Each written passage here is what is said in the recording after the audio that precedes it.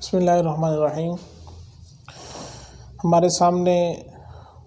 اسلامی تکافل کے حوالے سے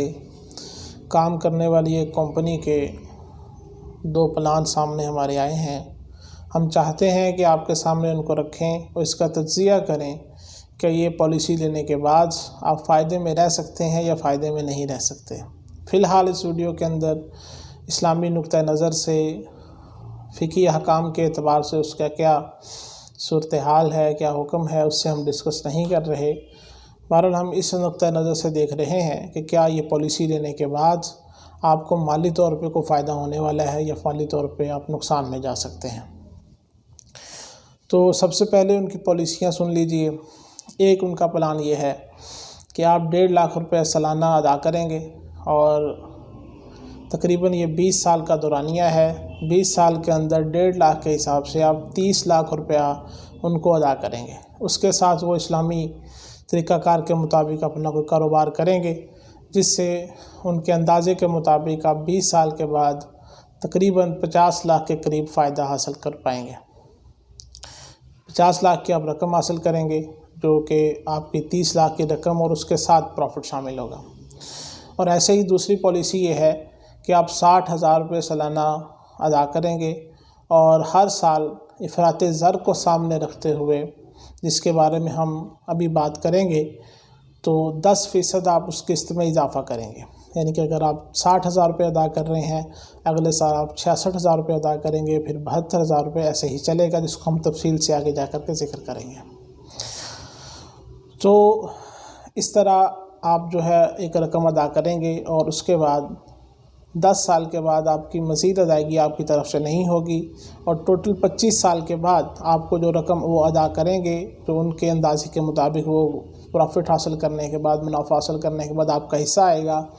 وہ تقریباً 32,80,000 روپے ہوگا۔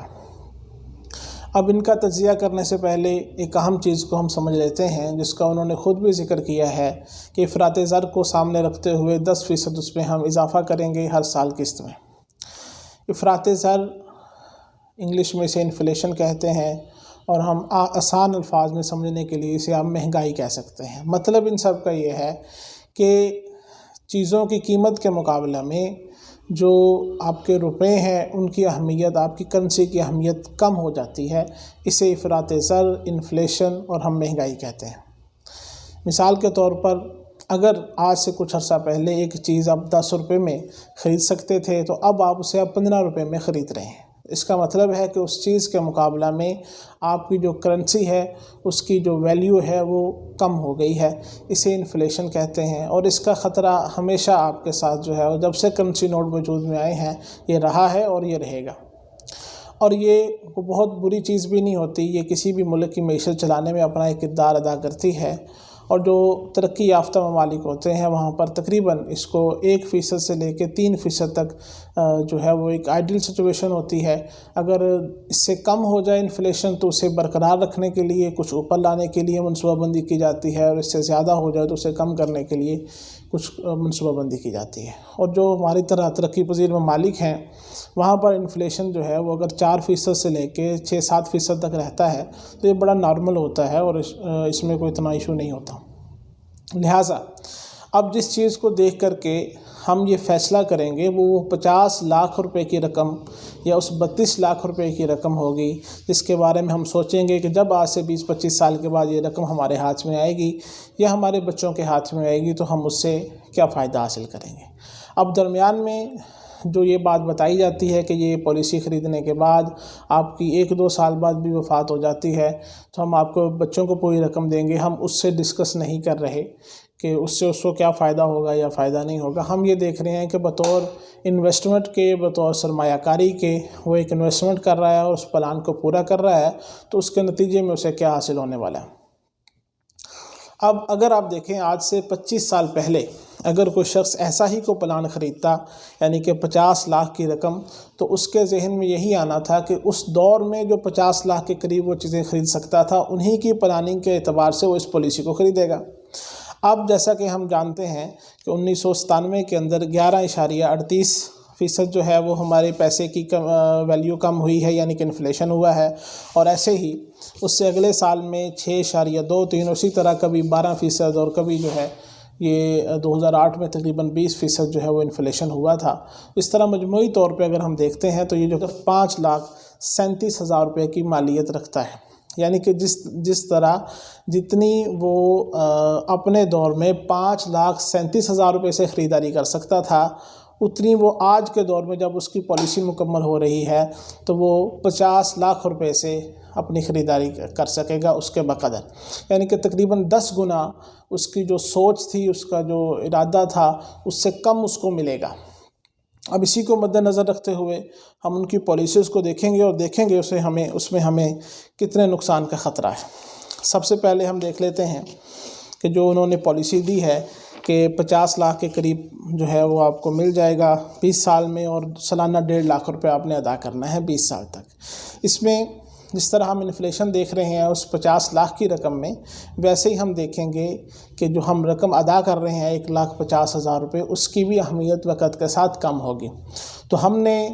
ایک اندازے کے مطابق 8% جو انفلیشن ہے، جو افراط زر ہے، جو مہنگائی ہے، اس کو مد نظر رکھتے ہوئے اس کی کیلکولیشن کی ہے کہ جو 1,50,000 روپے ہے، اگلے سال اگر 8% انفلیشن ہوتا ہے تو یہ جو رقم ہم گنتی میں 1,50,000 روپے ادا کریں گے، اس کی جو ویلیو ہے وہ 1,38,000 روپے ہوگی، اس سے اگلے سال 1,26,000 روپے ہوگی۔ ایسے ہی چلتے چلتے جو سب سے آخری قسط ہم ادا کریں گے وہ اگرچہ گنتی میں 1,50,000 روپے ہوگی، لیکن حقیقت میں اس کی جو اہمیت ہے وہ آج کے دور کے اعتبار سے اس کی جو ویلیو ہے وہ تقریباً 28,000 روپے ہوگی۔ تو اس طرح ٹوٹل رقم جو ہم نے 30 لاکھ روپے ادا کیا ہے 20 سال میں، اس انفلیشن کو مد نظر رکھتے ہوئے گویا کہ ہم نے 15,50,000 روپے ان کو ادا کیا ہے۔ اب اس کے مقابلے میں جو ہمیں 50 لاکھ روپیہ دیں گے، اگر ہم ان 20 سالوں کے اندر 8% انفلیشن اور افراط زر کو ملحوظ رکھتے ہیں تو اس کی جو ویلیو ہے وہ آج کے حساب سے تقریباً 9,43,000 روپے ہوگی، جس کا سیدھا مطلب ہے کہ انہوں نے آپ سے جو اماؤنٹ ہے وہ لی تقریباً 15,50,000 روپے ہے، اور جو آپ کو وہ ریٹرن میں دیں گے وہ 9,43,000 روپے ہوگی، یعنی کہ 6 لاکھ کی وہ رقم جو آپ نے ادا کی ہے آپ کو اس پالیسی خریدنے کے بعد نہیں ملنے والی۔ اسی طرح ان کی جو دوسری پالیسی ہے اس کو ہم دیکھ لیتے ہیں، اور ایسا نہیں ہے اور اس کو تصور کرنا بڑا مشکل ہے کہ وہ لوگ جو ہے وہ اتنے سادے ہیں کہ انہیں اس انفلیشن کے بارے میں پتہ نہیں ہے، بلکہ وہ خود اپنی پالیسی میں ذکر کر رہے ہیں، جیسا کہ انہوں نے کہا کہ آپ 60,000 روپے ادا کریں گے اور سالانہ اس میں 10% اضافہ کریں گے افراط زر کو سامنے رکھتے ہوئے۔ ہم اسی کے حساب سے ہم نے افراط زر کو ان کے حساب سے 10% تھا کیلکولیٹ کیا ہے، تو جو پہلی قسط ہماری 60,000 جائے گی، اگلی ہماری جو ہے وہ 66,000 روپے جائے گی، اگلی ہماری 72,000 روپے جائے گی۔ اس طرح جو سب سے آخری قسط ہم ادا کریں گے وہ 1,55,000 کے قریب ہوگی۔ تو گویا کہ ہم نے جو ٹوٹل اماؤنٹ ان کو ادا کرنی ہے وہ ان 10 سالوں میں 11,11,000 روپے ہوگی۔ اگرچہ 10% انفلیشن انہوں نے کہا تھا، افراط زر کی بات کی تھی، تو اس کی ہم سمجھ لیتے ہیں کہ 10% انفلیشن سالانہ ہوا ہے، اور اس کی آج کے حساب سے جو اس کی جو قیمت ہے، اس کی جو ویلیو ہے وہ 6 لاکھ ہی ہے۔ اب اس کے مقابلہ میں وہ ہمیں 32,80,000 روپے کا جو خواب دکھا رہے ہیں، اس کو اگر آپ ملحوظ خاطر رکھیں تو یہ اگلے سالوں میں 10% انفلیشن کے حساب سے اس کی جو ٹوٹل ویلیو 2,35,000 روپے رہ جائے گی۔ گویا کہ آپ اگر آج کے حساب سے دیکھیں تو آپ 6 لاکھ روپیہ ان کو ادا کریں گے، اور مقابلے میں آپ کو وہ 2,35,000 روپیہ وہ آپ کو واپس کریں گے، یعنی کہ جو آپ نے اصل رقم دی تھی اس میں بھی آپ کا ایک بڑا حصہ جو ہے وہ تقریباً 2/3 سے کچھ کم حصہ جو ہے وہ رکھ لیں گے، اور آپ کو اصل رقم بھی نہیں دیں گے۔ تو اس میں اگرچہ فائدے کی صرف ایک ہی صورت ہو سکتی ہے کہ آپ نے پالیسی کروائی اور بہت جلدی جو ہے وہ اس دنیا سے رخصت ہو گئے، لیکن اگر خوش قسمتی سے آپ زندہ رہے اور بدقسمتی سے آپ نے یہ پالیسی خرید لی تو کوئی امکان نہیں ہے کہ آپ اس سے خسارے سے بچ سکیں۔ جو آپ اصل رقم دیں گے وہ بھی ملنے کا اس میں کوئی امکان نہیں ہے، چہ جائے کہ اس میں آپ کے لیے فائدہ ہو۔ اب اس میں غور کی بات کرنے کی بات یہ ہے کہ جو ان کے مفتیان ہیں انہوں نے اس میں محنت کی ہوگی، اور اس کو اسلامی جو